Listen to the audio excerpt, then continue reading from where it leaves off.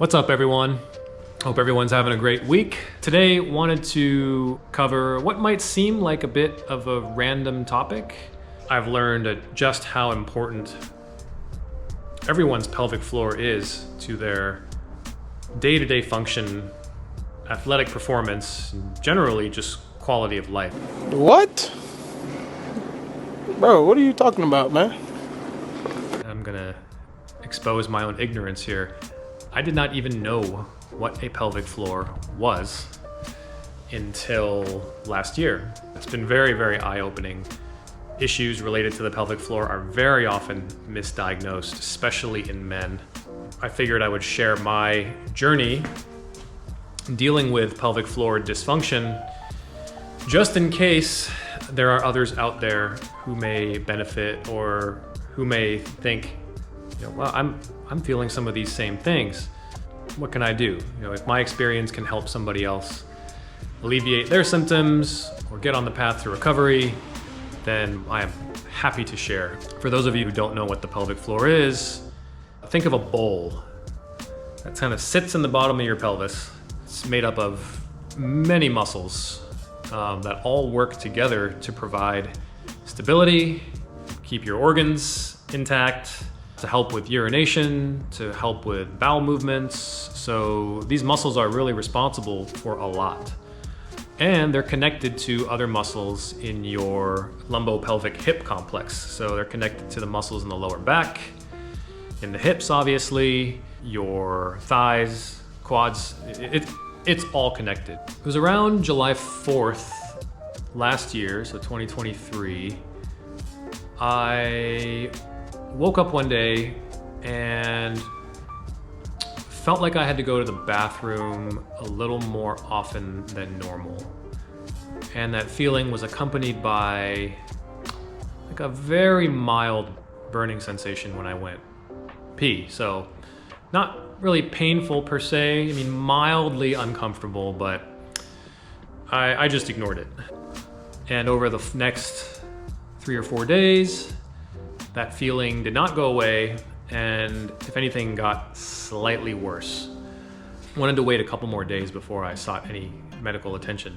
So another few days went by. By now it had been probably a week or 10 days, and I was having to pee a lot, upwards of 15 to 20 times a day. So at that point, I said, okay, it's time to see a doctor. Made an appointment with my urologist. He ordered, standard urinalysis, culture, both of which came back negative. So, I think for a lot of people who experience these types of urinary symptoms, the first thought is, did I contract some sort of random bacterial infection? That's typically the first thing doctors will test for. So those tests came back negative. He did put me on a course of antibiotics. I think it was a 5-day course, so took those. There was no change in symptoms. The antibiotics clearly didn't do anything. So after another week or two, I went back to the urologist. This was by now probably 3 weeks into dealing with these symptoms. He said, okay, let's do a couple more tests. Okay, heart sounds good. All right, Mr. Griffin, I'm just going to need you to drop your pants and we'll check your prostate. What? Drop your pants, turn around, and lean forward. Okay.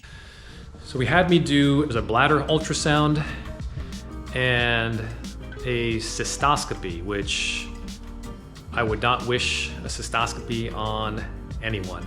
The cystoscopy is really intended to look for and detect more serious issues like bladder cancer, etc., that could be affecting the urinary tract. So it was quite painful. I also did, I think, a CT scan as well. All of those tests came back negative, thankfully, because I was starting to get concerned at that point that this was something more significant.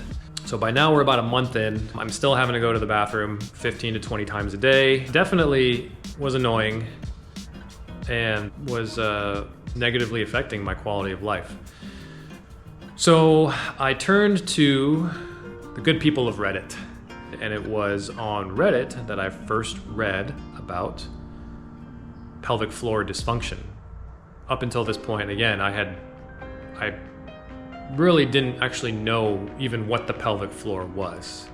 Ian had gone to pelvic floor physical therapy after giving birth to our kids, but I never took the time to really look up even what that was. And so it's an entirely new world to me. A lot of people on Reddit, a lot of men on Reddit had very similar stories to mine, and many were far, far worse. So guys who had been dealing with these symptoms for years, literally years, had seen multiple urologists, gone through even far more extensive testing than me, all to no avail. Most of the stories, thankfully, had good resolutions. And what the vast majority of men ended up saying was, you need to go see a pelvic floor physical therapist. Thankfully, Ian had already gone. So again, she had gone to a pelvic floor physical therapist. She passed along their information to me, made an appointment, and I think the time of my first appointment, I'd probably been dealing with these symptoms for about 2 months, peeing upwards of 20 times a day, and just always feeling like I would go to the bathroom, I would go pee, and then within probably 5 minutes of leaving the bathroom, feel like I needed to pee again. In that first appointment, the therapist did an assessment, partly external. As you've heard me say in some of my other videos, I've had pretty limited hip mobility, particularly on my left side. So she tested my mobility, moved my leg around, tried to put me in certain positions to see what those limitations were. And then she had to do an internal assessment. Let's just say it involves a rubber glove and... So how's this work? You just feel my pulse, so it...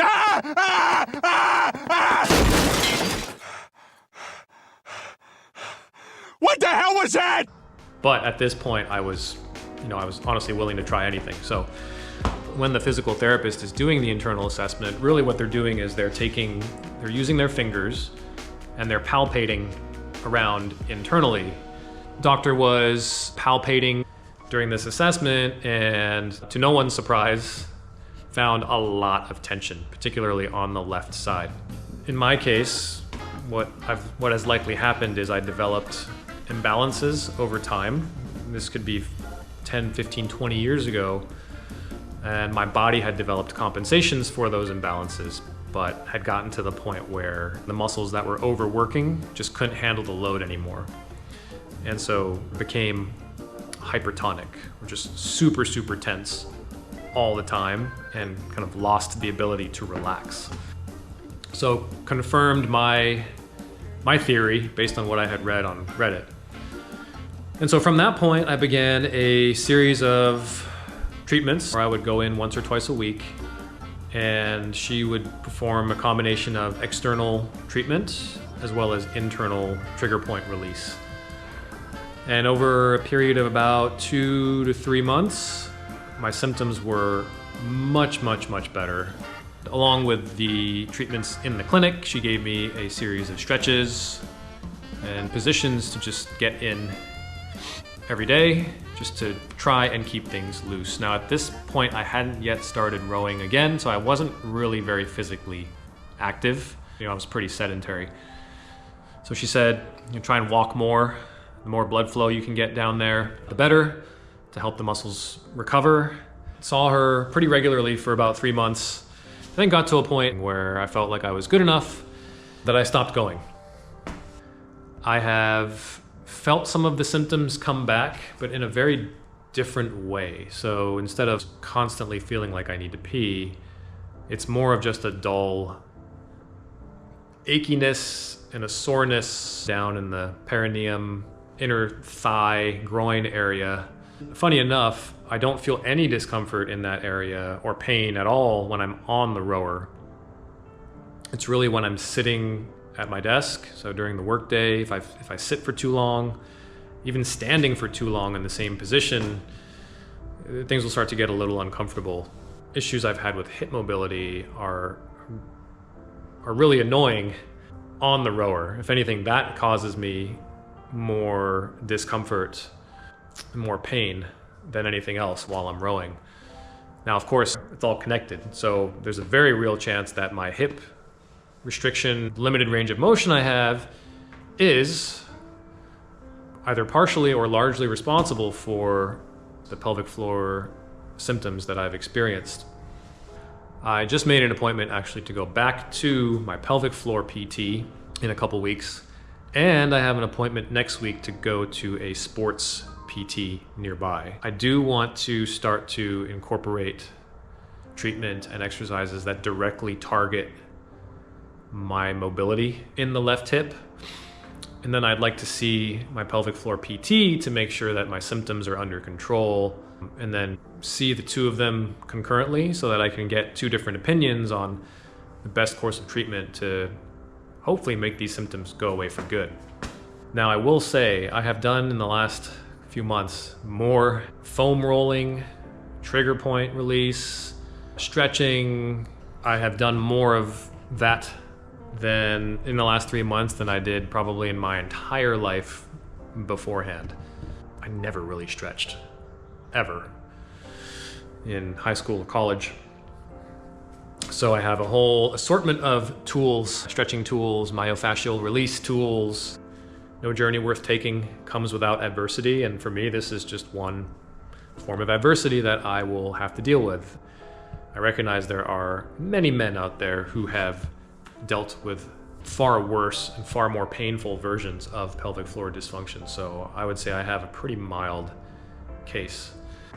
This is probably not something you were expecting me to talk about, but yeah, it's real, and I think it is very often underdiagnosed in men. So again, if any of you are feeling like you've got kind of pain in the saddle down in that area, you've seen your doctor and just can't figure it out, you've seen a urologist, they can't figure it out, very likely it could be related to your pelvic floor. As I learn, hopefully, more from my upcoming PT appointments, I may just provide an update just in case, again, some of you are dealing with this. Yeah, hopefully by some point this year, this is a thing of the past for me, and it's not something I'll have to think about too much day to day anymore. So until next time, take care of yourselves, keep chasing, and peace.